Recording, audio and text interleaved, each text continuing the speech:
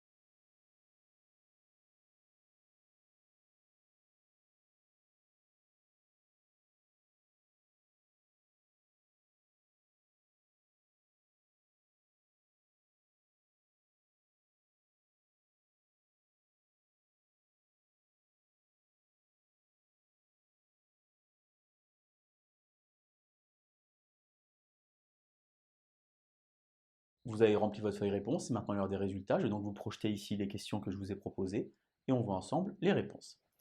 Donc première question, ajouter deux fractions, un demi plus un cinquième. Il faut donc mettre les fractions au même dénominateur. Vous savez donc qu'il faut croiser les numérateurs et les dénominateurs.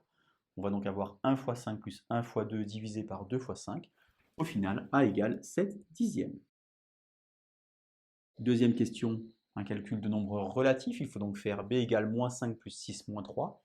Deux options, les calculs de la gauche vers la droite, ou bien on regroupe les nombres relatifs qui ont le même signe. On va donc faire par exemple moins 5 plus moins 3, ça fait donc moins 8. Moins 8 plus 6, ça fait donc moins 2.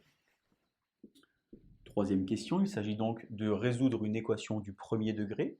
On a donc cette équation qui est 2x plus 4 égale 10. Vous avez soit la solution de tâtonner, de remplacer x par des nombres, soit de résoudre de tête l'opération, c'est-à-dire faire d'abord 10 moins 4. Vous allez donc trouver 6. Et à la fin, 6 divisé par 2, vous obtenez donc 3. 3 est donc solution de l'équation 2x plus 4 égale 10. Quatrième question, on a donc une fonction qui vous est proposée, f de x égale x carré plus 2x moins 7. On cherche donc l'image de 1, ça veut dire remplacer x par 1. 1 au carré, ça fait 1. 2 fois 1, ça fait 2. 1 plus 2, 3. 3 moins 7, ça fait donc moins 4. Pour le calcul numéro C, il faut donc faire 9 fois 8 plus 9 fois 2. Alors j'imagine assez aisément que vous avez commencé à vouloir faire les calculs. La solution, la plus simple ici, naturellement, c'est de factoriser. 9 est un facteur commun, on met donc 9 en facteur. 9 facteur de 8 plus 2, 8 plus 2, ça fait 10. 9 fois 10, 90. Pour la question numéro 6, il faut donc calculer 1 plus racine de 2, le tout au carré. Si vous avez trouvé 3, vous n'avez pas la bonne réponse car vous avez oublié le double produit. Je vous rappelle que dans une identité remarquable, il faut faire a carré plus 2ab plus b carré. Ça fait donc 1 plus 2 fois 1 fois racine de 2 plus racine de 2 au carré. Au final, on obtient 3 plus 2 racine de 2. Pour la question 7, il faut donc trouver le PGCD de 24 et de 40. Alors peut-être que vous êtes empressé de marquer 2 comme réponse. 2 est un diviseur de 24 et 40. Il est en commun, mais ce n'est pas le plus grand. On va donc réitérer le processus. Peut-être qu'on va essayer avec 4. 4 est également un diviseur commun à 24 et 40, mais ce n'est pas non plus le plus grand. Le PGCD, ça veut dire le plus grand diviseur commun. Et donc le plus grand diviseur commun à 24 et 40, c'est 8. Car 8 fois 5, 40, et 8 fois 3, 24. Question 8, on a donc maintenant à faire le calcul 1 demi plus 7 demi fois 3 septièmes. Il faut naturellement simplifier les fractions au lieu de les multiplier. On peut simplifier les 2 7, on a donc 1 demi plus 3 demi, qui va donc faire 4 demi, et 4 demi, ça fait donc 2. Pour le f, on a donc un calcul qui est 2 moins 7 cinquièmes, et il faut donc mettre au même dénominateur, donc 2 sur 1. On va donc multiplier par 5, ça va donc faire 10 sur 5 moins 7 sur 5. Au final, 3 cinquièmes. Enfin, dernière question, g égale donc racine de 20. Je vous rappelle que pour simplifier une racine carrée, il faut faire apparaître un nombre de la table des carrés. Alors par exemple, 20 c'est 2 fois 10, mais ça n'a aucun intérêt car ni 2 ni 10 ne sont dans la table des carrés. La table des carrés, ça veut dire 4, 9, 16, 25, 36. Par exemple, 20 c'est 4 fois 5. On va donc utiliser racine de AB égale racine de A fois racine de B. Racine de 4, ça fait 2. Et donc la réponse finale, ça fait 2 racine de 5. Voilà, c'est maintenant l'heure des résultats. Vous allez donc regarder combien vous avez de bonnes réponses. Vous allez vous entraîner tous les lundis soirs. Et à la fin, vous allez être meilleur. Si vous avez par hasard 10 sur 10, c'est l'heure de poser un like sur Matessa. Allez, bonne journée. À bientôt sur Matessa.